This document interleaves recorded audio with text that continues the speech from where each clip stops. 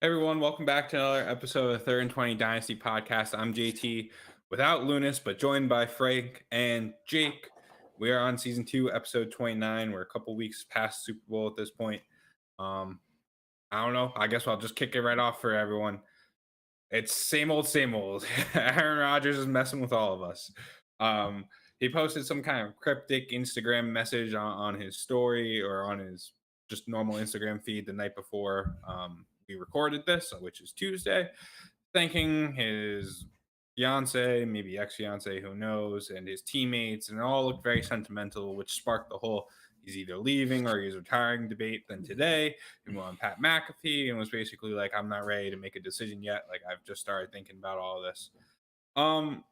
And to me, it just seems like same old, same old. But where I think this is going to matter in Dynasty is I think Aaron Rodgers will be the first domino to fall in terms of the main quarterback movers and shakers.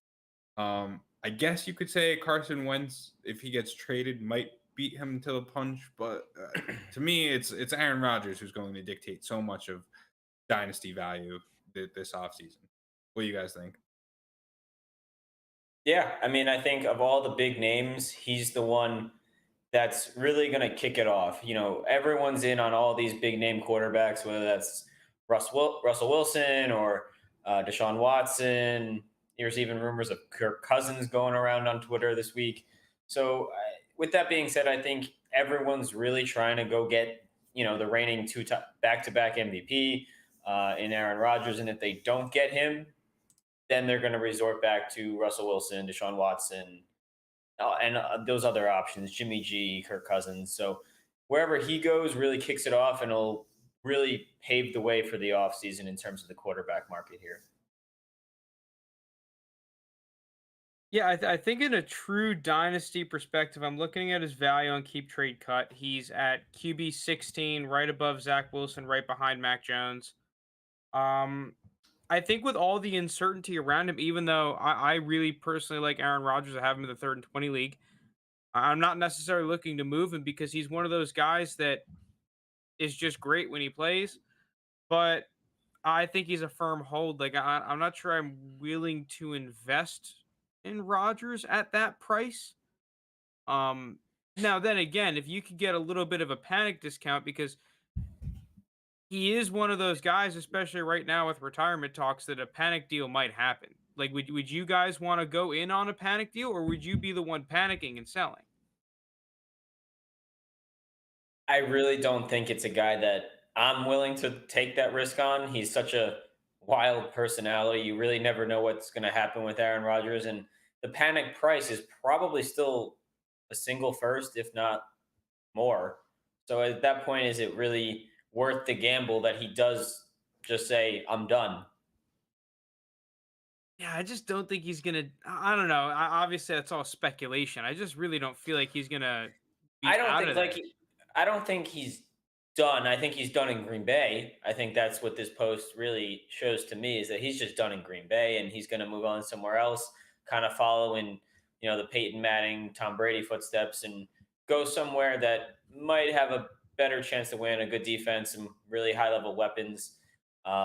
Team not in cap hell, basically. So I don't think it's necessarily a bad thing to try to buy low on Rodgers, but at the same time, going to a new offense where he hasn't played the past 15 years is also a risk in itself. So I'm just probably going to sit pat. If I have Rodgers, I'm going to hold him.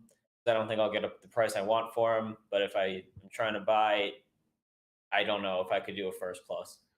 I just Yeah. think. Oh, go ahead, Frank. Well, I was just gonna say, if you want to get your last point in on Rodgers, go ahead. But I'm more concerned about the guys around Rodgers and like the fallout of. Yeah, okay. So let me just hop in and then I think I know where you're about to go with this too. But so my thing is with Aaron Rodgers is Russell Wilson, who's 5 years younger, um, could stay with the Seahawks where he has really good weapons, could go elsewhere where I'm sure, he'll have solid players around him. He's only essentially, according to Keep Trade Cut, a late second in terms of value from an Aaron Rodgers. And to me, I mean, I don't love buying either one at their price, but like I'd much rather just have that pay up that little extra bit to get Russell Wilson rather than Aaron Rodgers. I feel like there's way more certainty around Russell Wilson's situation, and in terms of fantasy output, I mean they're pretty similar. Like Russell Wilson, I think will have a better future outlook. That's all I wanted to say on that. But where I think you're going, Frank, and where I was just recently looking too is it looks like Devonte Adams' value is like hanging by a thread. Like Oh, I don't know about that. I don't know about if that. if Aaron Rodgers moves on, I think we're gonna see him. He's the highest ranked 29-year-old or older wide receiver. By a damn And good margin yeah, too. yeah. And if you're telling me he's not going to have the former MVP, I think back-to-back MVP, right?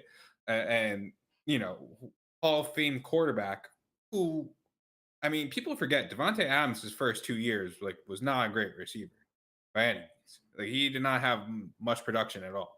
And then he messed with Aaron Rodgers, and obviously not taking anything away from Devonte Adams. Now he's clearly a very good receiver, but in the terms of the dynasty community, you're going to have a receiver who, for all intents and purposes, I think will be. I'm going to look it up real quick. I think he's going to be 30 years old when the season starts. He'll be 30 years old in the middle of the season, um, which is just that kind of age. We're going to get into longevity soon. But just in terms of how the market looks at it, that once that 2 becomes a 3, now he's old. He doesn't have the quarterback that he normally does. I think there's so many young, talented wide receivers that people are like, you know what? I'll just rather go for the longevity and take these guys here. Well, I yeah, don't know. I Was think was I that what think you're I'm getting at, out Frank? on Adams as well. I think he's just been too expensive for a while now. I don't hate Adams. It's just you look at a lot of the players around him. I mean, according to Keep Trade Cut, he's a little bit above DJ Moore, Deontay Johnson, Chris Godwin, Devontae Smith, Elijah Moore. To be completely honest, if I'm doing a startup draft and I had to pick between the two, I think I'm taking all the younger guys. I know that might be a little crazy, even dipping that far into an Elijah Moore. I just don't want to invest in a 29-year-old, about to be 30-year-old receiver, regardless of the Aaron Rodgers connection or not. Like, especially in a startup. I don't actually mind if you go and buy him as a contender if we can get panic going. Like if there is panic, Rodgers gets traded or whatever, and then his value starts to plummet more, then I would go in. But for now, that valuation, wide receiver 11, I think is still too high for me to want to get into, even though we've seen the past production. But I'm more concerned kind of about trying to buy low and taking advantage of the opportunity on guys like Aaron Jones. I'm not going to go in on this guy, but I was curious about your thoughts, Jordan Love. Any of the other potential Packers receivers, tight ends, whatever, because there's going to be a lot of moving pieces on that offense where maybe you can pick up someone for really cheap that'll produce. First, we saw part of Jordan Love didn't look great to me. And if he's going to That's sit for basically 2 years, like you should be at least be showing me more than what he did. Jordan Love, I liked him coming out. I don't know if I'm buying into Jordan Love at this point. That's how I feel about him. What I think is a bigger component and what more people are focused on, though, is that running back group. And I think people are starting to run into this fallacy of like, Aaron Jones, he's running back 22 on Keep Trade Cut. AJ Dillon, he's running back 21 on Keep Trade Cut. So they're basically the same. One of them is going to be a really good value. I don't necessarily know if that's true. I think we could just see these two kind of, I don't know if cannibalize is the right word, but they're both solid backs, but they're not giving you. They're kind of like the Nick Chubb, Kareem Hunt light version, where they're not getting you as many points, but they're still serviceable players. I just think it's going to be a nightmare, at least for this year. I think they're going to both be on Green Bay, playing for Green Bay this year, and they're both going to have their own opportunities and everything. And with that, there's limited upside. Obviously, barring injury, but injury could open the door for anyone, really, like any player you talk about. So to me, I think people are starting to pick sides if they haven't already picked sides. Like, oh, Aaron Jones is going to be such a steal. AJ Dillon's going to be such a steal. And to me, this is kind of more backfield where I'm shying away from at the current price because it's just, yeah, maybe it goes in the favor of one of the guys, but to me, I think they're just both going to be stuck at where they are. Yeah, I kind of agree with you here, JT. I just pulled up Aaron Jones' contract just to take a look at it to see what we're looking at here. If he was a potential cap casualty, if Aaron Rodgers was to leave and then Green Bay just kind of blows it up, but he would have a nearly $10 million cap hit of just dead money if they were to cut him this season. Meanwhile, after next season, it's only 6.5, and it actually saves him close to $9.5 million. So it's really looking like if the Packers are going to cut Aaron Jones prior to the end of this deal, it's going to be after this upcoming season. So with that being said, I don't really think there's going to be a real consistent fantasy option in this backfield, especially unless Rodgers stays, and then this offense is pretty much looks exactly what it does, exactly like what it did this season, where this backfield is going to be split pretty much down the middle, and it's still going to be a touchdown dependent RB2 basically, whoever it is. So I looked it up on points per game basis just to check my priors, but Aaron Jones was running back 14 on a points per game basis. AJ Dillon's running back 33. Now, what do you think's the logical thing? Oh, the rookie running back's probably going to get a little more touches as the aging running back is starting to seed them to him. What does that mean? Sounds like both these guys are going to rank right around running back 20, 21, which is where they're valued. So, I mean, at the price, it's fine, but like, it's not worth the risk and how many people are looking to buy one, sell the other, buy one. It's something that I'm not really that interested in. Well, I'm actually pretty darn interested in picking up Aaron Jones, and like I'm not necessarily going to straight up try to outright buy Aaron Jones, but if I see Aaron Jones is on the roster of another team, and I think I can get him as part of a bigger deal, or I mean maybe potentially buy him outright for cheap. I don't think anyone's going to sell him for the price that I realistically would like to buy. But to me, he's one of the perfect, like, hey, I'm coming out of a rebuild or a retool. I have a young core. Let me go out and get myself an RB2 that I don't have to pay a first for. Or if I'm paying a first, I'm getting something back on top of Aaron Jones. To me, he's a fantastic buy. He's a guy that I think is going to get another at least 50, 60 targets with a good outlook of potentially getting more. And I still think he's going to be the more consistent option than AJ Dillon. Obviously, 2 years down the line, it's going to be dicey. He's going to be 28 years old. Jake is correct in that they might look to move off of him. But I think even then, he might be able to have another semi productive year as a flex player RB3 on the back end. And dude, if I need that RB2 that has RB1 upside, I think you could get it here for not a first round pick. They're in a weird spot in terms of what they're currently valued at on Keep Trade Cut, where we have both of them are basically around the same, right? And the running backs around them are Michael Carter, who I don't really love, Elijah Mitchell. Those are the guys kind of above them. And then below them are Ezekiel Elliott, CEH, Damian Harris, Miles Sanders, Tony Pollard. And it's kind of a pick your poison in that zone. So I mean, if you think Aaron Jones is going to get 40, targets, I could justify getting him there. But there's also at that same point in that same value, there's a lot of like receivers that I'm still interested in, even tight ends like a Dallas Goedert, who I think we'll touch on later, Amari Cooper, Rashad Bateman. I don't really like Jerry Jeudy, but I know plenty of people are interested in Jerry Jeudy, Calvin Ridley, Mike Evans. Like, I don't know. It's just like all of these players, I think, are going to be the ones where you kind of make or break your draft in terms of or your startup draft or how your season goes. Because I think every single player I said, there's so many question marks around them, but they also do have the value to be that diamond in a rough where if Frank's paying less than a first to get that Aaron Jones, he could be the league winner kind of player. Well, yeah, I'm not drafting Aaron Jones in a startup unless the value is too good to pass up. I'm Mhm. firmly on the I'm only drafting young players in startup train to a certain extent. Oh, okay. But I think realistically speaking, out of all of those guys that you just listed, outside of Mike Evans, Aaron Jones is the one dude that people are actively going to be looking to sell. And as the offseason goes on, and you have more people that are going to hype up the young player in AJ Dillon in front of him, I think that Aaron Jones' value is going to dip even further. I think it's a similar, like he's currently above Zeke. I'm surprised at that because I think in most leagues you would be able to get Aaron Jones for cheaper than Zeke. And I think that in general, his keep trade cut price is inflated. And if you look like, okay, Rashad Bateman might be 100 points of value higher than him, dude, good Yeah, luck sure. trying to trade for Rashad Bateman at that price.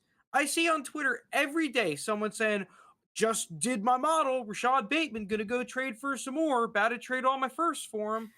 I haven't seen one person all year say, "Oh, I'm going out here and I'm buying Aaron Jones." All I've seen is people saying AJ Dillon's gonna take him over and he's gonna be out of the league in a year. Yeah, I don't know. I guess we can move on. We spent a lot of time on this, but it's just the Packers' offense as a whole. I'm not really interested in any of them. If we're being completely honest. No.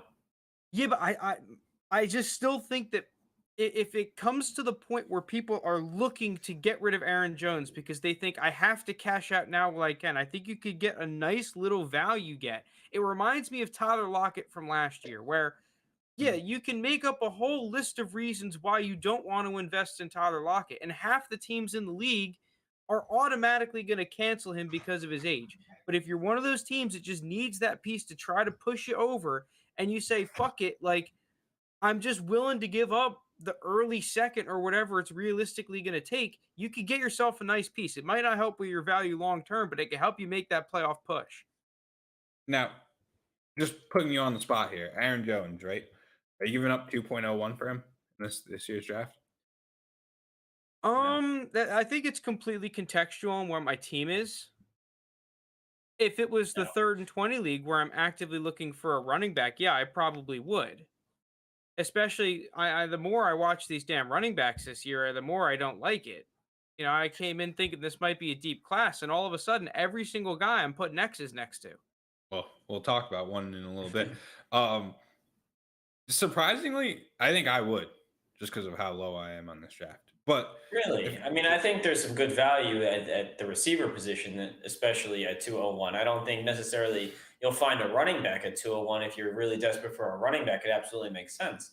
But if you can just play the value game here and take a wide receiver at 201, 202, 203, and then there's a good chance that they do become worth more than whatever you paid for them just because of how deep yeah, this receiver class is. I think some people are going to slide further than they should, and the running backs will, like always, get boosted as we get closer and closer to the draft, and more receivers will fall. The quarterbacks will get boosted as we get closer to the draft. More receivers will fall. We've seen it.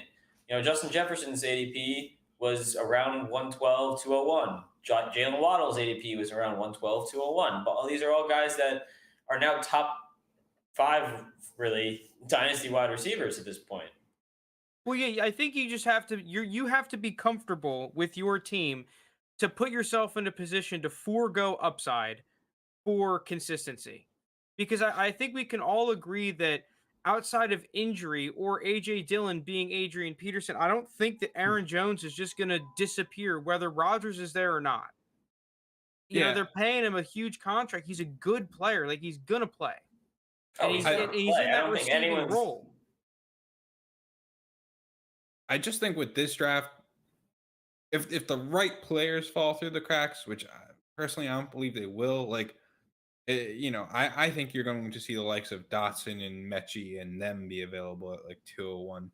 Where to me, I know I'm getting production out of Aaron Jones, and I'd rather not just trade that or use that 201 to draft a prospect I don't really feel that great about. That's my feelings on that. Yeah, but All right. it's like if Yep. you're in our spot in the orphan league, We need but upside. we don't need Aaron Jones in that league. Like, we can't do anything with Aaron Jones in that league. He's not helping us win in more games. All right, let's move on though. Jake, you were talking to us, so you alluded to it before the pod. You're talking about how weird this tight end market is currently. Yeah, I think the quote I use is "it's whack." Actually, but yeah, I was just looking through the tight ends basically on Keep Trade Cut, and I there's very few that I'm very confident in. Basically, I broke it down into a couple different tiers where you have your blue chip tight ends. Mark Andrews, Kyle Pitts, T.J. Hawkinson. Those are all the guys that are under the age of about 27 and are valued as top roughly 7 tight ends. Then you got your guys that are aging, and those are guys that are older, 28 or older, which is, George Kittle, Darren Waller, Kelsey. Those guys will all be 28 or older, are currently 28 or older, and probably will be even older come the season. And then I broke into guys that are fine. Wait. Time out. Are you saying they'll be older in August than they will be now? I heard it and I just went past it. I heard it and I just kept thought going. you could just sweep it under the rug real quick. That's... We're going to sweep that one under the rug. Anyway. Keep going. The next tier is guys that are just basically slightly above wasteland tight ends, where they're fine. They're all under 28, and they're not top tight ends. I'm having a stroke. There's a term for this, Jake. The waste lords. Yes, waste lords. Yes, they're the waste lords, and those are guys like Dallas Goedert, Dawson Knox, Noah Fant, Hunter Henry. They're all fine. That's the name I did for it. And then you have your young tight ends, which are guys that are just completely unproven but have some upside. You don't really know what's going to happen. The tight ends typically take more time to develop. So I have guys Cole Kmet, Pat Freiermuth, Irv Smith, and any guy that you like in this year's draft.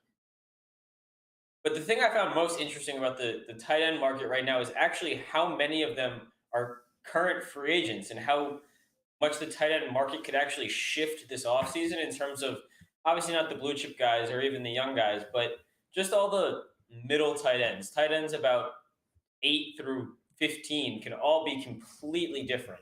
And because guys, Zach Ertz is a free agent, Jimmy Graham, CJ Uzomah, Eric Ebron, Gerald Everett, Jared Cook, Robert Tonyan, Evan Ingram, David Njoku, Mike Gesicki, Gronk, Hayden Hurst, Dalton Schultz, and Tyler Conklin are all, they were all starting tight ends this year, and they're all free agents. So they could be on a new team come beginning of next season. I don't know. I wanted to get your guys' thoughts on this and see how you guys like to play the tight end market, because I'm a firm believer, and I've said it before, that the tight end, especially in tight end premium leagues, obviously, is a big advantage if you have a good one.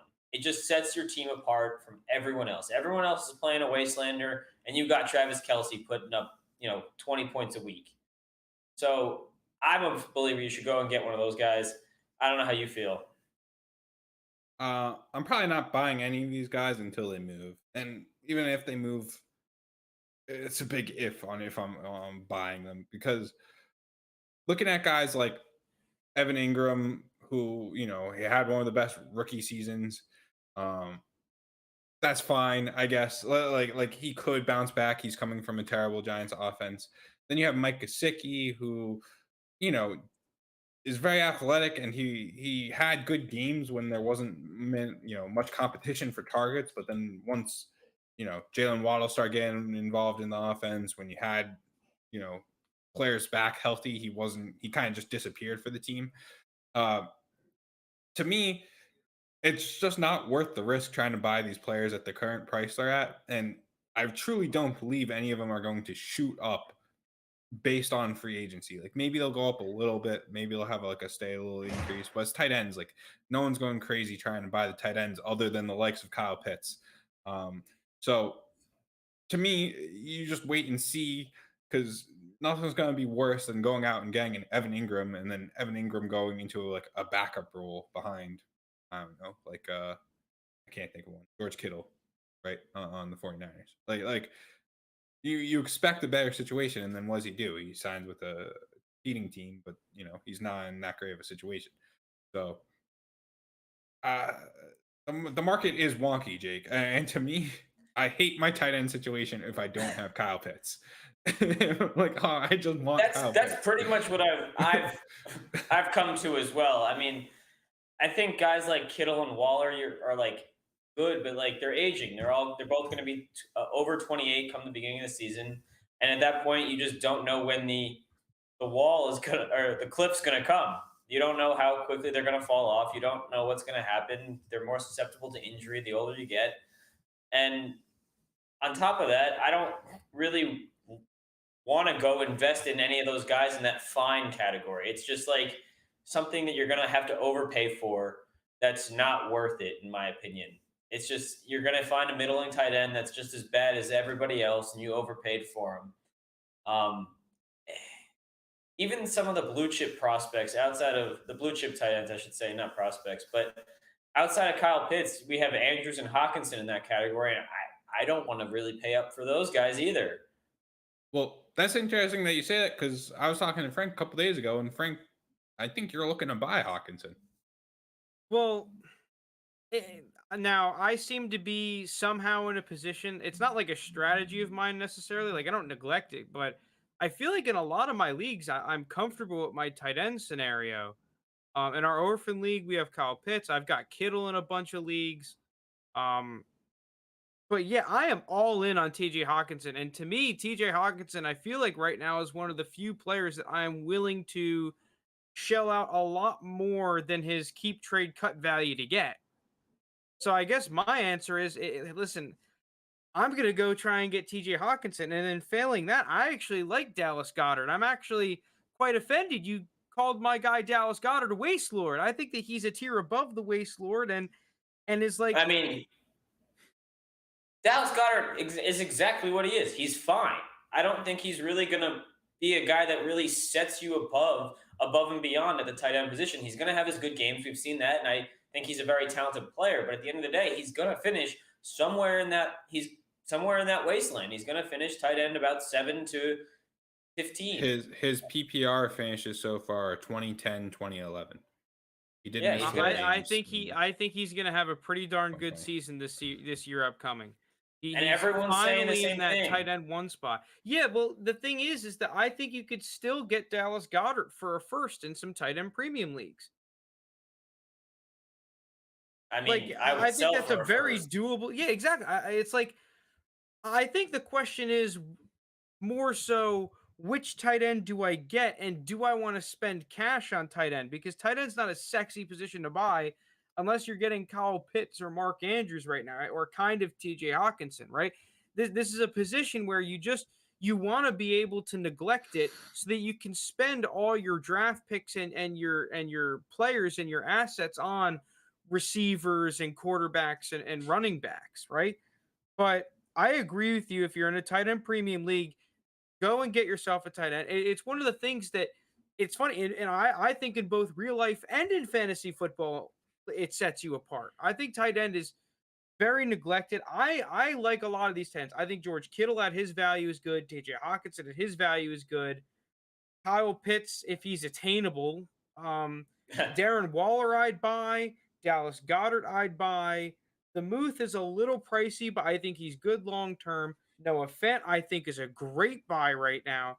Like I think that as long as you're investing in one of these top-ish tight ends, you're fine. On top of the fact that I think there's some underrated tight end prospects in the draft as well. I think this year's draft class in terms of tight end prospects is probably the best one we've seen in a while. Wait, what was that? In terms of just the sheer number, not the actual. Okay. It's not like we don't have a Kyle Pitts of the class, and I know there's Noah Fant and TJ Hawkinson who both went in the first round. I'm talking about it's very rare we see like 5 or 6 tight ends that people really like, and I think this year that's about what we're going to see. So it's just a big influx of tight ends that I don't think we're typically used to. Yeah, and a lot of my leagues, I like to always try to nab up the undervalued tight end if possible. I picked up Cole Kmet a bunch of leagues in the very late third, and I was pretty happy about that. Now, I still have him on my taxi. I'm going to have to promote him this year in the leagues I took him, but I imagine you could have pick swapped your way into a second if you wanted to. I'd rather just have the tight end. And that's probably something I might be looking to do this year. I've seen Trey McBride starting to get some hype, but I think that Charlie Kolar is decent. His tape is definitely inconsistent. He didn't have a great Senior Bowl, but I think he's got a lot of upside. Jeremy Ruckert, that dude from Ohio State, I think he has had some great games, and there's some potential that the Ohio State scheme just wasn't great in terms of just feeding him the ball. I mean, you got Garrett Wilson, Olave, and Smith and Jigba. Like, I can understand why you're not throwing it to Jeremy Ruckert every play, right? Um, so he's a guy that's interesting. Cade Otton, I barely even knew of this freaking guy until Lance Zierlein had him as his number one tight end this year. Mhm. So yeah, there's some guys that you could pick up with very meddling draft capital if you need help at your tight end spot. It's not going to be a quick term solution, but we're playing Dynasty. Keep these dudes in your taxi.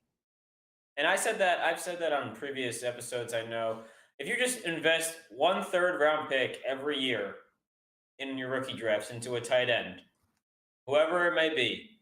I've done it before with Irv Smith, uh, Adam Troutman, and those guys necessarily haven't panned out. But if you look at the value of them right prior to last season, they were both considered top 10 dynasty tight ends. And I tried to sell them, and I wasn't really able to get much for them. But I'm sure in the right league you could have traded that into a second round pick or something like that. And if they pan out, you only put a third round pick into it. And I think obviously it's going to be tough to find the guys like the Hawkinsons and the Pitts doing that. But if you have a first round pick and there's one that good, you could always do that as well. And I think that might be the best way to get a tight end, because at that point he's young, he has the high draft capital, he has everything you're looking for, analytics wise, and on top of that, it's probably you're gonna have to pay more than that to get one of these blue chip guys. So as we say with quarterbacks, the draft is usually the cheapest way to get them. Yeah, I'm looking at some of these free agents now just to tie it all together. Mike Gesicki's interesting, but he Yeah, might I be one like of those guys. Gesicki. I I like think he might be Gesicki. one of those guys that's kind of in the Mixon paradox, though, where the people that have him, like they might have been willing to sell low last year, but now that he showed some flashes, and especially if he gets a big old contract, like he's going to have some value attached to him. So you're not going to be able to pick him up for super, super cheap. I think there might just be better tight ends to buy at that point, but the price you have to give up to acquire him. I don't know. I kind of agree with JT. None of these free agent tight ends are really speaking to me here. I don't know. I like Dalton Schultz. I think he had a really nice season last year. But again, I think that's going to depend on where he lands. He had a really nice role with the Cowboys and had great chemistry with Dak. But if he goes somewhere else, I don't really know what I expect out of him. Yeah, I don't know. I feel like he's one of those dudes where it's like you have those random tight ends that pop up every year where it's like they have one or two good seasons and then just go back into mediocrity. I feel like he's the Austin Hooper this year. Like he's all right. It's maybe you're right. Situation, if he gets into a good one, he could be all right. But I'm not gonna go pick him up probably. Yeah, and I was just doing a quick comparison with Zerline's rankings. He's very good, Lance Zerline for NFL with his prospect rankings, and he's got 7 players this year who are ranked 6.1 and higher at the tight end position. And what that essentially means in his rankings is those go from players that could be good backups who eventually become starters to players that will be starters within their first 2 years, which is a pretty high ranking in terms of tight ends. I mean, Kyle Pitts, one of the best tight ends that we've seen in recent years, is the only one I've seen get above a 7. He had a 7.19. But yeah, Cade Otton, Trey McBride, Jeremy Ruckert, Isaiah Likely on Coastal Carolina, who had a very good year. Greg Dulcich, who I think you said you liked, Frank, Charlie Kohler, Jalen Werdemeyer, who I think crashed a little bit, are the ones that are all getting over those 6.1 and higher. So that late second, early third, and fourth, fifth round, I'd be scooping up the tight ends too.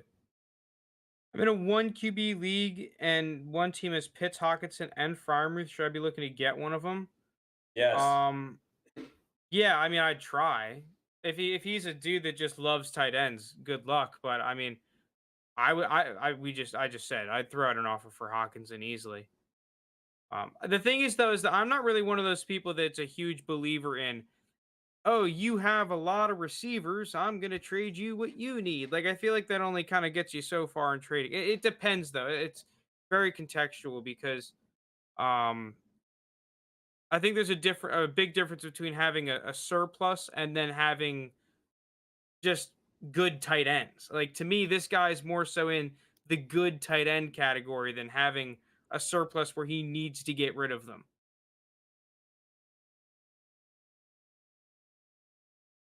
All right. I think we're going to move on to our next segment. Frank, talk to us about the longevity of running backs. All right. I've been thinking about this segment all week, so hopefully I don't screw this up.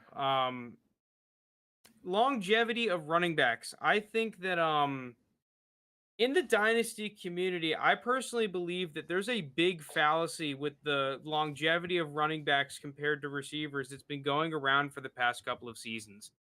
And I want to start this off with looking at this dude's study. Hold on. Scrappy Lounis is in the way. How do I get him out of here? Oh, geez. I'm screwing everything up now.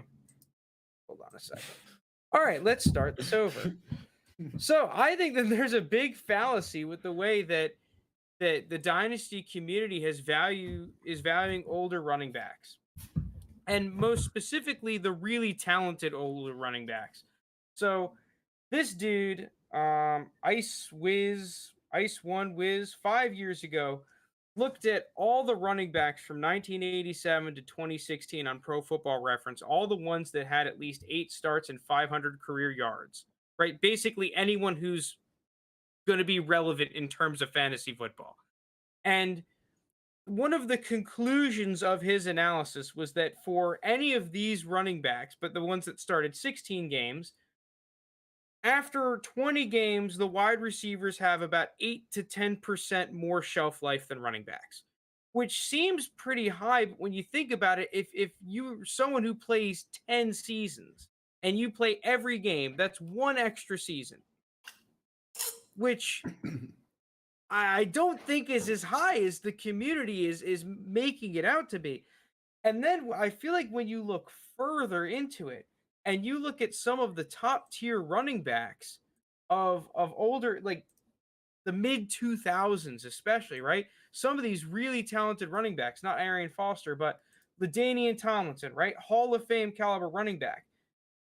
If you were to sell him at age 26, 25, where I not necessarily 25, but 26, I feel like is the age where everyone likes to say, okay, the running back market turns, you got to get out, or they really transition to being an older player. Well, I'm looking back at some of these stats and seeing LaDainian Tomlinson had the best fantasy football season ever in the history of PPR fantasy football at age 27, and then put up another 1,500 or 1,900 all-purpose yards at age 28, another 1,000-yard multiple touchdown season at 29, and was still serviceable at 30.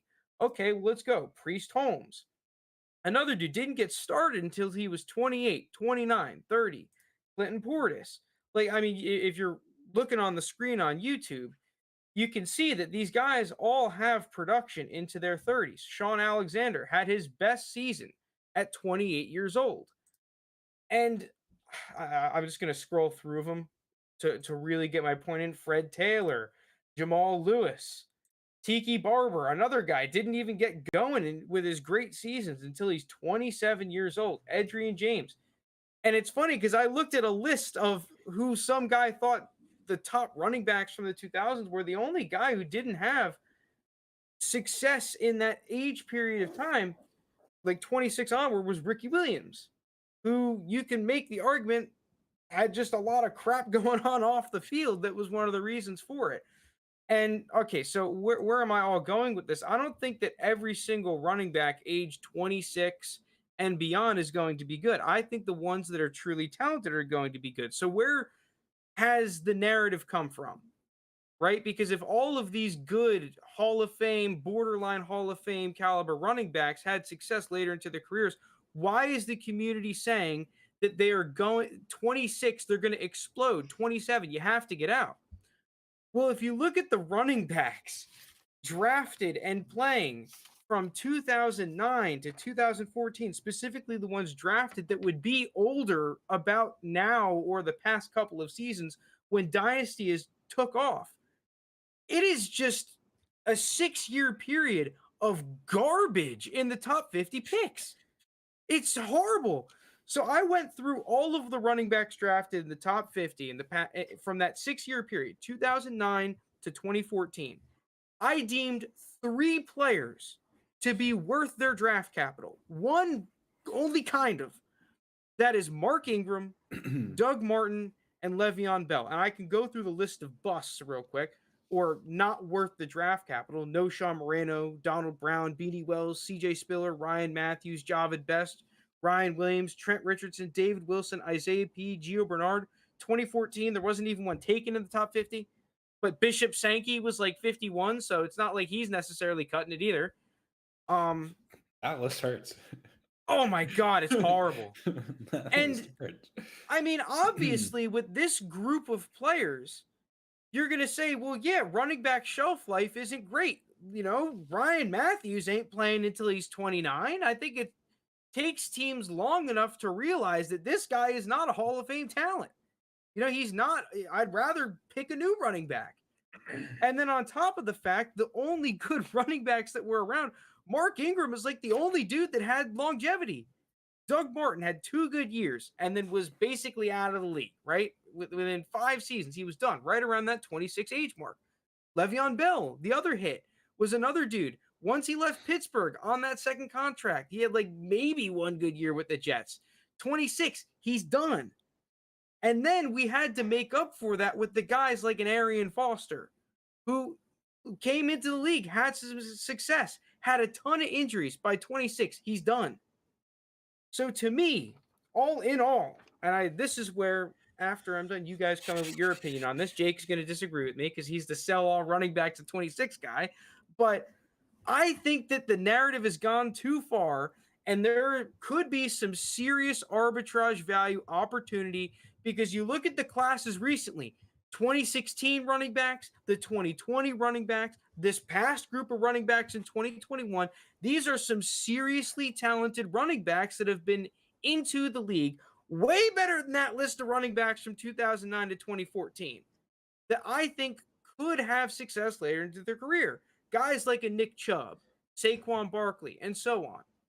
So I think currently the fallacy has gone too far and that really good running backs will have success 26, 27, 28 years old. And the age you have to worry about is 29 and 30 for these super talented guys. The issue that I have with it is because I do agree with you to some extent where I think it has gone too far in the fact that like guys like Dalvin Cook, you can't, it's a struggle to get a first round pick for Dalvin Cook in a lot of leagues just because one, they can only go to a contender and it immediately cuts the potential trade partners pretty much in half.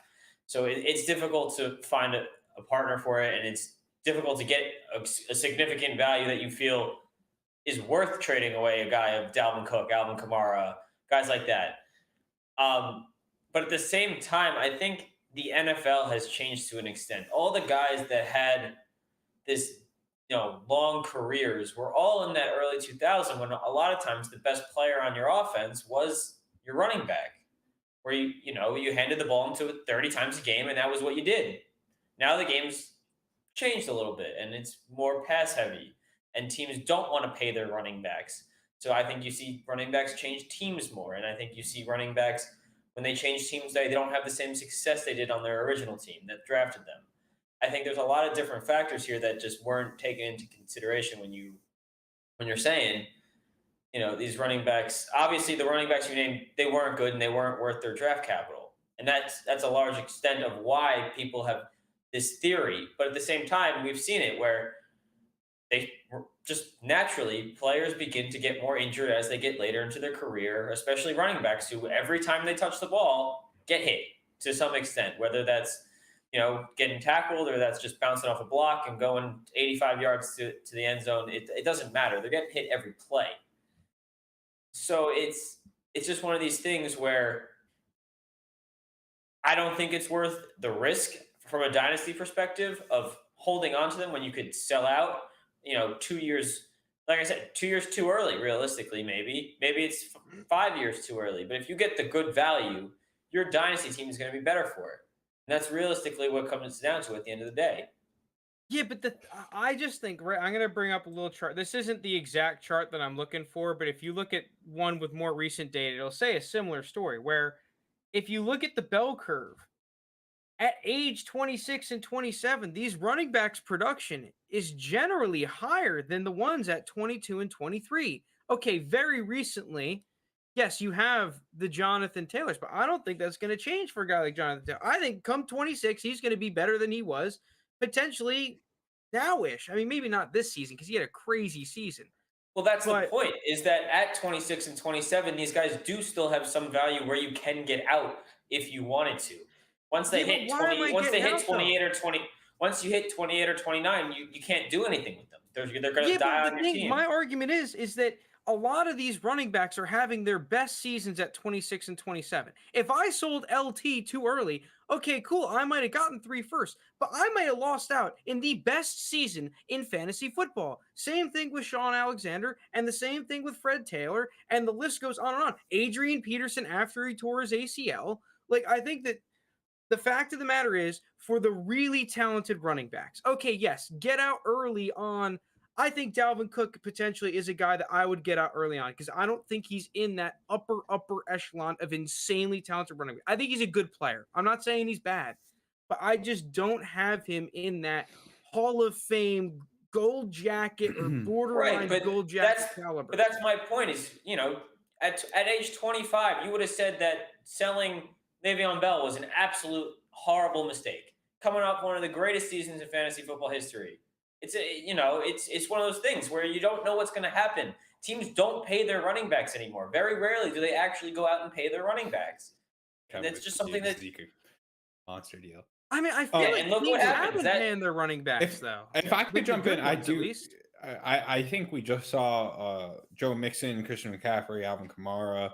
I'm missing a couple other players. Just Derrick Henry extensions. Derrick Henry. Right, but all these players they have outs in their contract.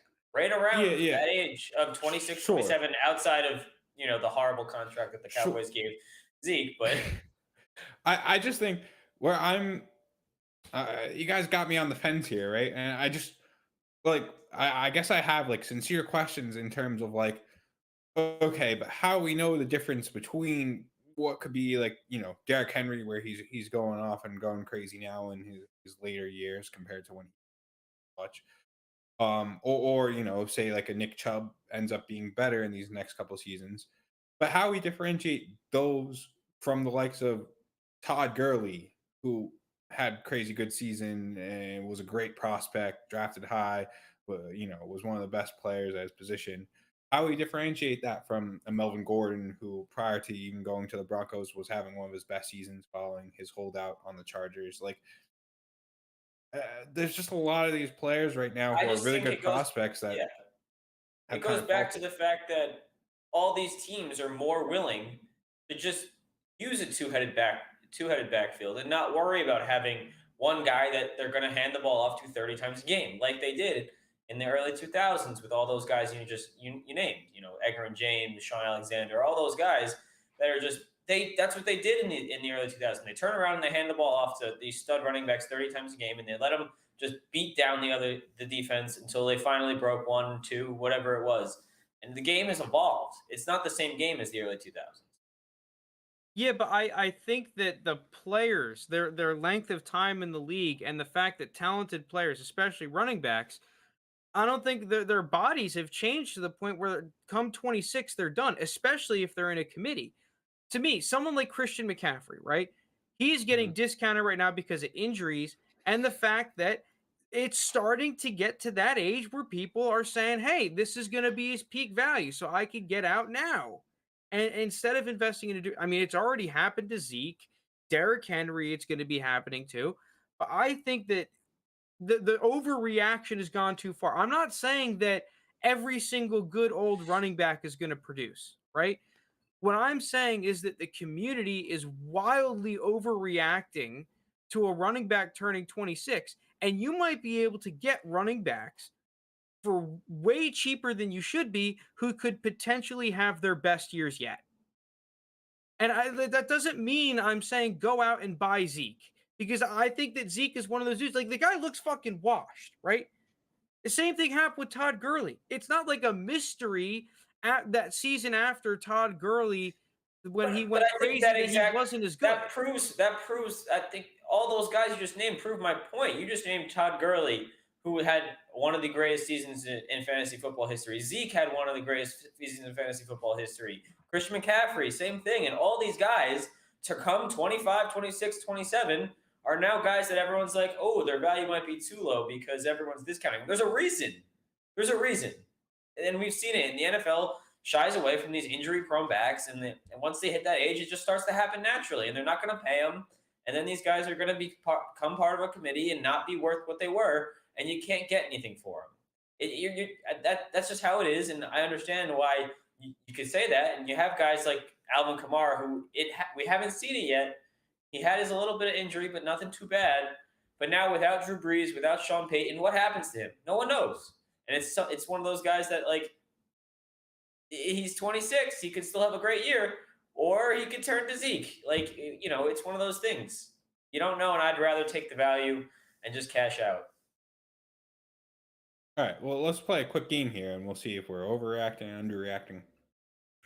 I'm going to give you guys names, and you're going to tell me at these players, would you buy them or sell them for 101? Like 101 in this draft, right? CMC, are you buying or selling CMC with the one? So we're buying CMC with the 101. Jake? Nope.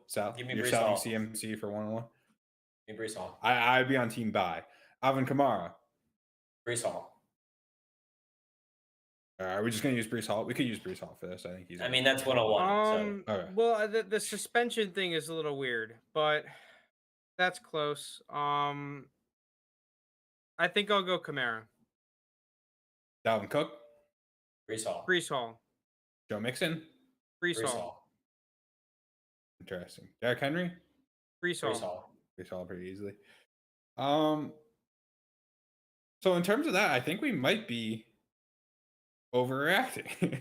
Exactly. I think I'd rather have most of these players than Brees Hall, because like Brees Hall is a fine prospect, but I don't think he's anything that special. Like, I'd comp him more to for me, I definitely wouldn't have had David Montgomery. I mean, I'd say in terms of like not from an actual like play style or anything, like yeah, that's probably about value wise. David Montgomery is where I'd have him. Like, I'm not going to ever slot him above in terms of a prospect above the likes of a Jonathan Taylor or DeAndre Swift, who I was very high on, even the likes of Javonte Williams. But once we get after those guys, I think that's right around where I'd have Brees Hall. But if you're telling me I could go and get a Christian McCaffrey, who, when he's healthy, can put up 25 points a game and just break fantasy, I'd rather just risk it on the Christian McCaffrey, because then I could win. To clarify, I think you can get more than 101 for Christian McCaffrey, and I think that's the problem here. Oh, yeah. Okay. Is you can get Brees Hall and more, and then at that point, I'm 100%. Well, I mean, let me just check real quick and just see how much more is more. Yeah, so but my argument is more so geared towards a guy like Nick Chubb, where you can only get us late second on top. Sorry, Frank. Like a Ron Jones. I look at Nick Chubb's value and the fact that there are people that, if you look in the Dynasty sub and you look on Twitter, there will be people that will complain that Nick Chubb has now reached that age where he's a super old running back. And if you're able to get those concerns priced into your acquisition of Nick Chubb, well, that's a fantastic buy, because to me, I don't really care about that. If you can go out and get Nick Chubb for 112, yeah, I might do it. Yeah. But I'm not 112. Like, where is that coming from? Where's 112 coming from? I'm just thinking, like, you're a contender. 110, 112, whatever it is, 108, somewhere in there. You made the playoffs. You need another piece, and you want to go Uh, get Nick Chubb. I yeah, think you're that never makes it getting that. Chubb for 112. Like, Oh, I mean, call me biased. I have Nick Chubb in our home league, and I but like Nick Chubb. I'm not saying anything bad about Nick I'm not Chubb. I trading just him for Brees Hall.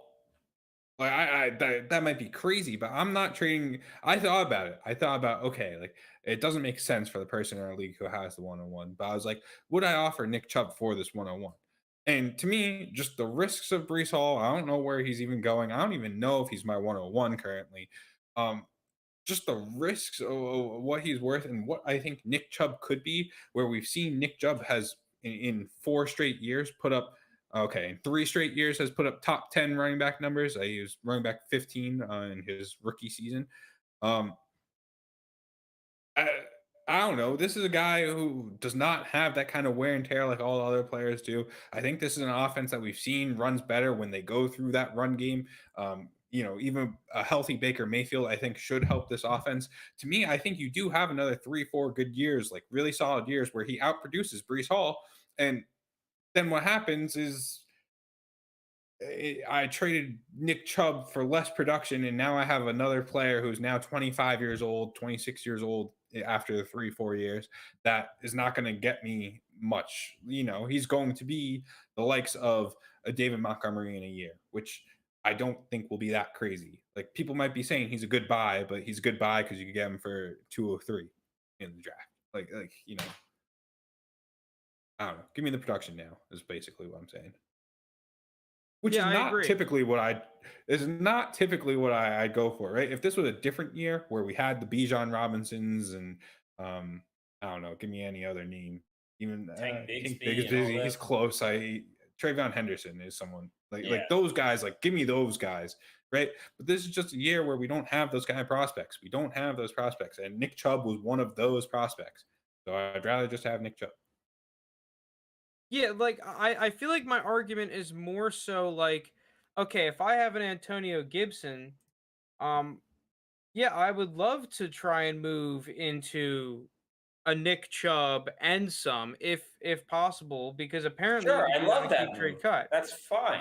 That's not the. And and like if I'm a team that needs a running back, I can go and pick up one of these fantastic running backs that I'm pretty damn sure is going to produce for not a crazy amount. Like, yeah, you have to shell up some value to get him. It's not like you can get him for free, but like you can get some really good production for cheaper than I realistically think you should be. And it's gonna be player dependent and it really, not every 26-year-old is the same, right? You could go and spend a lot less on Zeke than you would have to go and spend a lot on freaking Nick Chubb, right? But I still think that a lot of these points, and that's one of the reasons why a guy like Aaron Jones could potentially be a decent little buy, is that the age stuff is just so priced in. And if you get the right team that is like, I need to get younger, I can't have this guy, you could get a pretty favorable deal. You have to play your cards right, obviously, but I just think it's definitely something to keep in mind. And the young players ADP is rising every single year, which I think is valid, right? In startup drafts, I want to draft young, but when I'm buying players, moving these young, flashy players into these kind of boring, stable, producing assets that are blue chip prospects and blue chip players, I think it's good moves that can net you value and winning. I like that logic. Um, yeah, it seems like we may have. I think we say this every year though, that we may have stretched a little too far into the age over production. The age. Um. All right. Are we Well, good it's to move all on to? relative too. Yeah. Because like I mean, like with the receivers, I've said it on the pod before, I like to break them down into zeros, ones, and twos. So if I'm trading, uh, if you're really getting that upside level prospect and you're trading a one for it or multiple ones for it, like, okay, that's fine because you want that upside. But if I'm trading like a guy whose ceiling is like 215 points on the season, right? like, yeah, that's a great year, but he's valued like he's going to do that for the next 9 years. And he has a higher ceiling than that. Like, there are plenty of young receivers, it seems like, in Dynasty right now that are valued like that. Like, they're going to be nasty, and they're going to be nasty every year. When, if you look at it with a wider lens, the volatility of the receiver position is really not that much crazier than, or less crazy than the running back position. I just think that a lot of the running back volatility has been because some of these running backs recently have just been kind of bad, and someone's got to run the ball. Like, Wait, would you guys give up a CD Lamb and a Devontae Adams for Justin Jefferson? That's a fair trade according to Keep Trade Cut. I don't know. I don't. I might. I would. I like Justin Jefferson a lot, so I might, but it's close. I might. I don't know. That was just a little fun thing. Where I was Yeah, looking that's at the zeros, interesting. ones, and twos. All right. Let me check the YouTube chat real quick. If you're listening to us on the podcast, check us out on the 3rd and 20 YouTube. We try and interact with our chat. Someone said they traded CMC in week 10 for 20. This is P2 the R. He traded CMC in week 10 for a 2022, 2023, and 2024 first. Had some people tell me that they would have only given him a 2022 first. The opinion on CMC is wildly inconsistent. I agree with that. I think the opinion on first in general is just wildly inconsistent across leagues. Like, in our 3rd and 20 league, I think sometimes those firsts get traded like candy, while in the league where we've picked up our orphan team, it's pulling teeth trying to get a first. So, yeah. All right, but speaking of firsts and prospects, are we good to move on to our last topic? Yeah. All right, we're breaking down another prospect, and it's a running back one, and it's one that I think there's going to be plenty of disagreement on, and that is Kyren Williams out of Notre Dame. I'll let Frank take it to start. Oh, you want me to? I was planning on letting you take because I felt like I went a lot on that last segment, so you can have this one. All right, we'll let Jake build them up for Frank to break them down. All right. So Kyren Williams, I think he's listed at 5'9", 200 pounds or right around there. I really think he's a do-it-all running back. I really like Kyren Williams' game. I thought he had, he's a very patient runner, and I think that you could see that very clearly if you just watch his games at Notre Dame. His speed is something that's not super, not a super plus, but it's good enough. But his best part of his game is his receiving ability. I think he runs fantastic routes. He's, one of the better backs out of the backfield in this class. And I think he's a guy that's going to be on the field for all 3 downs come the NFL. I know there's a lot of different opinions on Kyren Williams. Some like him, some don't. I'm of the opinion, I think he's really good. I would pay up for him. I think he's a guy that should go in the early 2nd round of your rookie drafts. And I think he'll probably go day 2 of the NFL draft. So with that being said, I understand there's some downside to him. He's not that big. He's only 5'9". But I don't know, Frank. What do you think of him? Because I love him. I would take him. I think he's the clear number 4 back in this class, and I think he's a really good value pick. Strong praise words. Yeah, I'm just curious where you think he's going to go in the NFL draft. I have him probably a round 3 pick. Yeah, to me, I think if I were to bet it, I'd probably say he's going to get a mid-round 5 pick. I think that's where my qualm comes in. Now, I think that he could get drafted in the early 4th. I do think that that's part of the range, and I've only watched 3 games on him, but I think that there are huge flaws in Kyren Williams' game.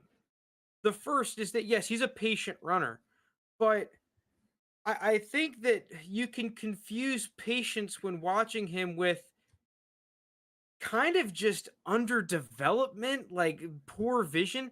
To me, there are plenty of plays where sometimes I don't know where he's looking. Let me see if I can bring up the example. And I should have had this ready on the pod. I'll be able to bring it up, but there is this one play that I saw because this Notre Dame offensive line is phenomenal. Outside of their right tackle, they got some fucking dudes up there. like professional people movers. And like it wasn't hard to be productive in that offense. Like you got dude, when they run duo, it's coach's tape. It's fucking awesome. Um and like there's definitely upside, but I think he's small and he plays hard, but you see the smallness on tape. It's not like what I when I watched like Philip Lindsay a little bit. I liked him a lot because he was small, but I didn't feel like I was watching a small running back.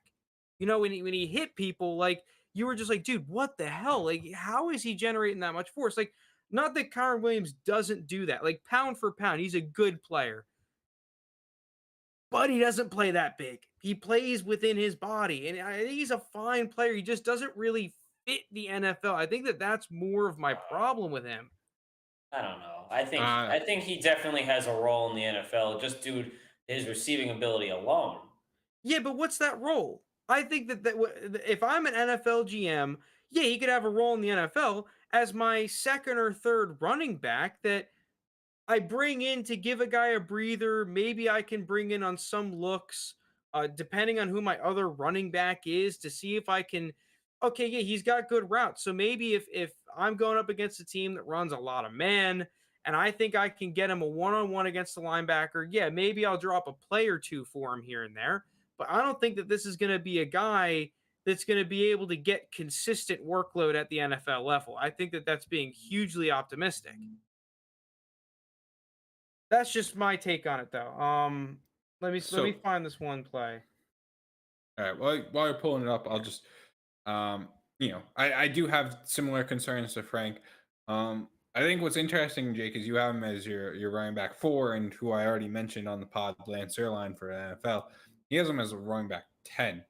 I probably fall somewhere in between, probably more leaning towards running back 8-ish. But where that is, that kind of ranking that he gave him is similar to, just to get an idea, it's a Ramondre Stevenson, Kent Gainwell, Jamar Jefferson got those ranks last year. It's anywhere from a mid third to a 6th, 7th round prospect. And to me, I think Kent Gainwell probably is what I think we'll see from Kyren Williams in terms of he's a good complementary back. Like Frank was saying, you could get him into certain defensive schemes. He's a good asset to have. But in terms of where he's going to be getting drafted in the late first, early second, I think in rookie drafts, like dynasty rookie drafts, I just think that price is a little too much for me for that kind of player. I mean, if he hits, obviously that's great, but I don't see him necessarily hitting. All right, here's the play that I'm talking about. For those watching on the YouTube, for those not watching on YouTube, I guess I'll do my best job of explaining it. But yeah, this is Notre Dame against USC, and this is the type of run where I think that a lot of people in the dynasty community, it's a big run from Kyren Williams. I think he scores on it, or he gets pretty darn close. And like a lot of people would say, oh, this is fantastic patience. He finds the crease in the hole, yada yada yada yada yada. But I look at this run and I see a pretty underdeveloped runner and a runner that I have a lot of question marks with. So we'll get through the play once here. He does that little cut, cuts it back, breaks a tackle, and it's a huge gain, right? Now he's just in the second level, showing off a little bit, whatever. But you go look at this, and this is just classic duo, which is 2 double teams from these interior guys that are working to both of these linebackers. And it doesn't take Bill Belichick to realize that this is a horrible defense by USC. There is a massive gap right here. This is a great play call with the defensive line of USC that's been getting bullied all game. And when Kyren Williams takes his ball, like you can't just go super downhill on do it. You kind of have to be a little bit patient to let your guards or your tackles work up to the second level. And that maybe that's what he's doing here, and maybe it's more nuanced than I think, and he's trying to bait the linebackers. But to me, it's just like, why is he even thinking of cutting it back here? I watched this play so many times, and you look at the pre-snap look, it makes no sense to me. And then yeah, he finds the cutback lane, but that should be the play from the get-go. You're supposed to run it up the ass of these 2 double teams. And like it's massive. And to me, this is a play in the NFL that separates a truly elite running back or even a good running back from a running back that I'm not sure I'm comfortable enough giving him the football. So, I think that that's a lot where I differ from the community on my valuation of Kyren Williams right now.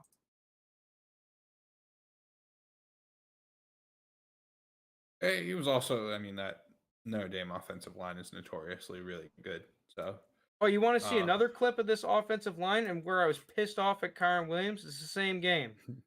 sure. Jake, just close your eyes, turn off your ears, because you're not gonna like this. Or just switch to the podcast version of the episode. Yeah, 455. I think it's the same game. Yeah, it's the same game. So here's another. This is actually, it's like a very similar play where it's like, USC, what are you doing? There's just no one in the middle of the field. You're getting bullied, and you're like, hey, why don't you just run it? And look at this convoy if you're watching on YouTube. So I'll catch up. Look at these. You got 9 of these offensive linemen all down the field, just destroying everyone. Kyren Williams, you just have to walk. They could escort a grandma walking a walker to the first down here. And for whatever reason, he just doesn't follow the convoy.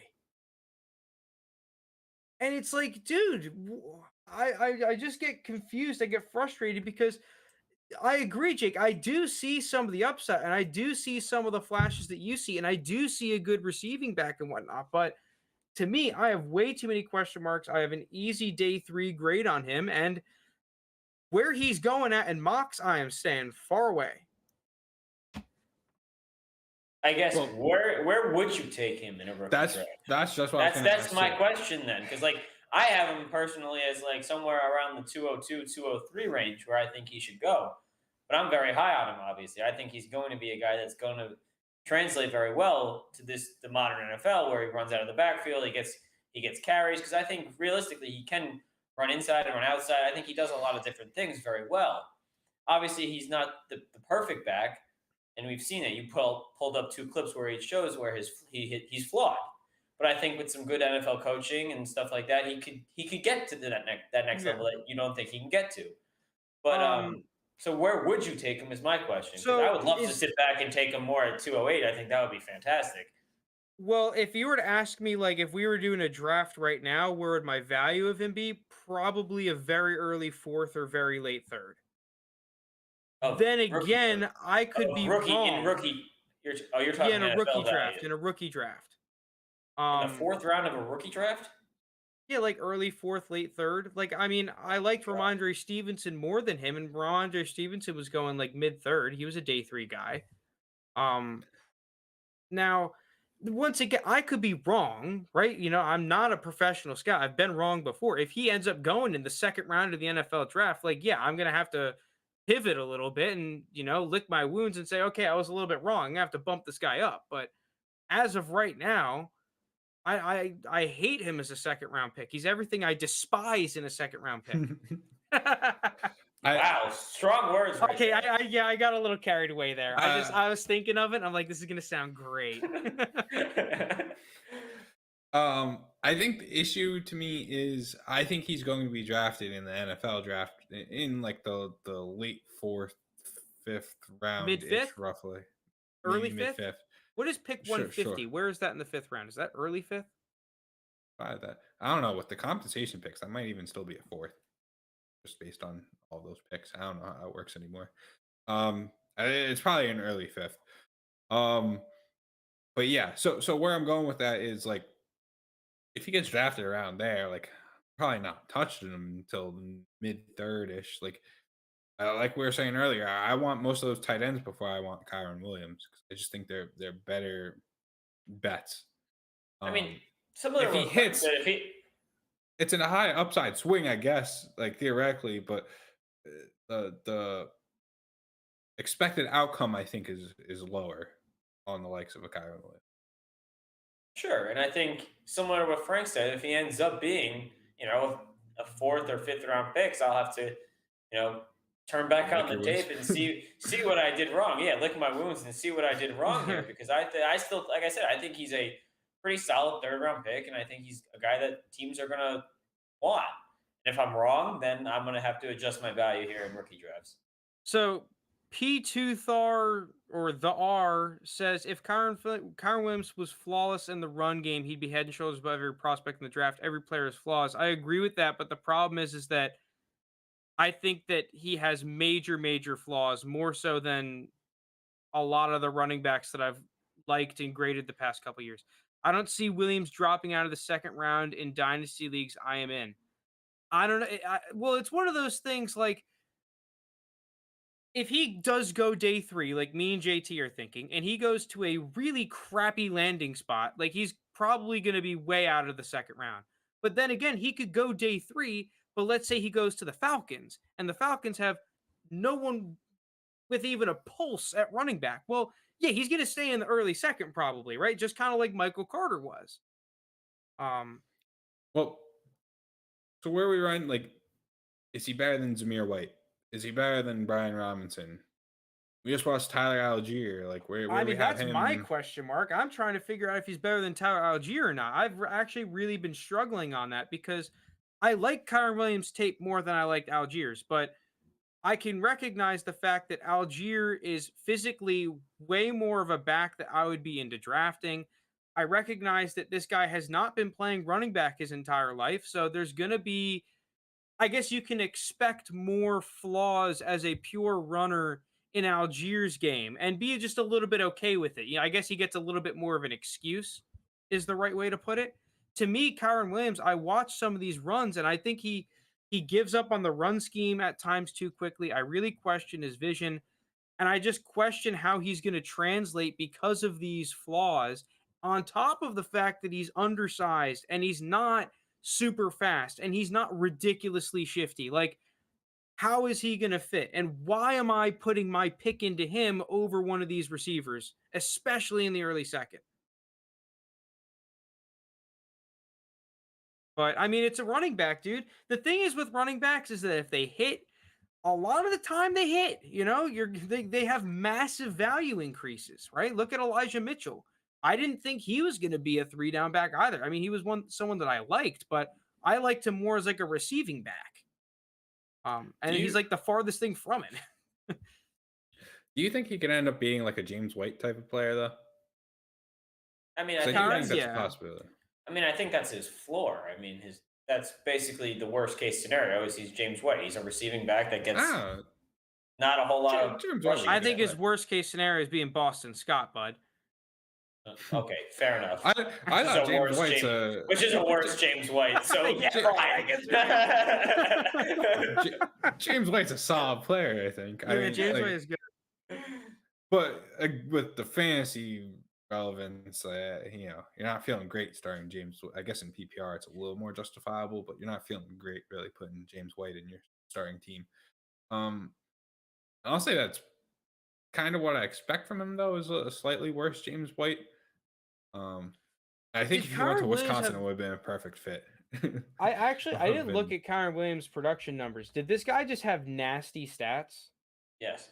He had like 80 receptions over his past 3 years. Yeah, I mean, he caught a lot of balls, like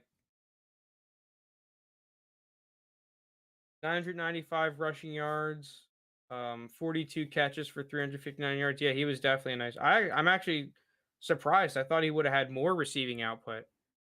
Yeah, he had 78 receptions. Dude, you want to know what's something nuts? Those screen passes for Notre Dame, when they get those dudes, and Michael Mayer too. That guy's a beast. Yeah.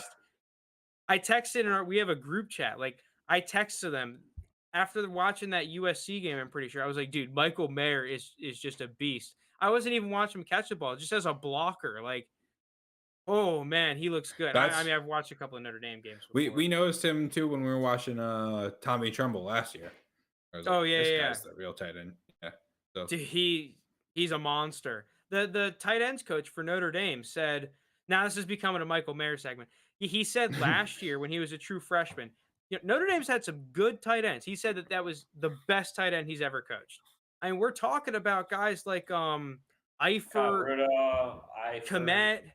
Like, there's plenty of like good, not like necessarily Hall of Famers, but like good ass NFL tight ends, like good players. I just think Kyren's negatives are coachable, 100%. I do agree with that. And like, I mean, that's one of the things that's really difficult about scouting players that you're projecting, right? Like we've seen guys that have horrible tape turn it around, and vice versa, and we've seen guys that have good tape and just all of a sudden become even better. Like I think Jamar Chase was one of those. Jamar Chase had some legitimate flaws, but I mean, he became like Prince. whether they mattered or not is beside. Like the guy was a beast, you know. Like to me, his releases was something I didn't like, and I'm not alone. You can look at Lance Zierlein's scouting report and whatnot. He had Devontae Smith over him, and That's wild. all of a sudden, a year off football, and this guy's like, okay, well, you remember all those negatives? Those aren't a thing anymore. Justin Jefferson. Oh, could he play on the outside? Yeah, by week 2, you kind of figured out whether or not he could play on the outside. Like he's tortured. What I think a trap that you can fall into though, and something that I fell into was last year with Trey Sermon. Oh yeah, he has some issues, but look, he's going to Kyle Shanahan's offense. Like Shanahan will be able to use him, coach him up. Yeah, but Trey Sermon didn't have multiple years of 1,400 yards and 17 touchdowns. Trey Sermon got a high. I mean, not that this is the end all be all, but Trey Sermon got a better running back prospect grade than Kyren Williams from Lance Zierlein. Well, I don't know how that's possible, but all right. Well, I think one of the big issues with Sermon that's unfortunate is that he was a guy that I'm not really sure fit that Shanahan run scheme as good as you would have liked him to. Yeah, I mean, it's fair. But I just think, where's Kyren Williams go that you can truly believe that he's going to get coached up? I don't know. I can't. I would love to see him in Buffalo. Yeah, but I don't even know who the Buffalo running backs coach is right now. Like, is he going to develop him to be that much better than a Singletary or Zach Moss? Like, I don't know. I think so, but Greg Knox apparently is the running back coach. I don't know Greg Knox. All right. Yeah, I don't know. I guess all in all, last point, I when I look at Kyren Williams, like I can understand why people like him, but I just a lot of alarm bells, right? I feel like remember at the school those little fire guys. I feel like I pulled 3 of those, and all the sirens are going off. It's like, yeah, you guys can have them. Yeah, gladly. You guys have me going down rabbit hole about Greg Knox. All right, so I think that's a good place to cut it off. Episode 29, season 2. Thank you everyone for listening, watching us on YouTube, hanging out with us in chat. Make sure to check us out on Twitter at 3RD and 20 _. Is that right for Twitter? I'm at Dynasty JT. I think Jake's Dynasty Jake _. 3rd and 20 Jake. 3rd and 20 Jake. I always screw that up. Sorry. But yeah, we're going to try and consciously be more active on Twitter if you guys want to throw us follows on there and try and interact with you. I'll answer any questions. Yeah. Thank you everyone for listening. Love you, chat. See you.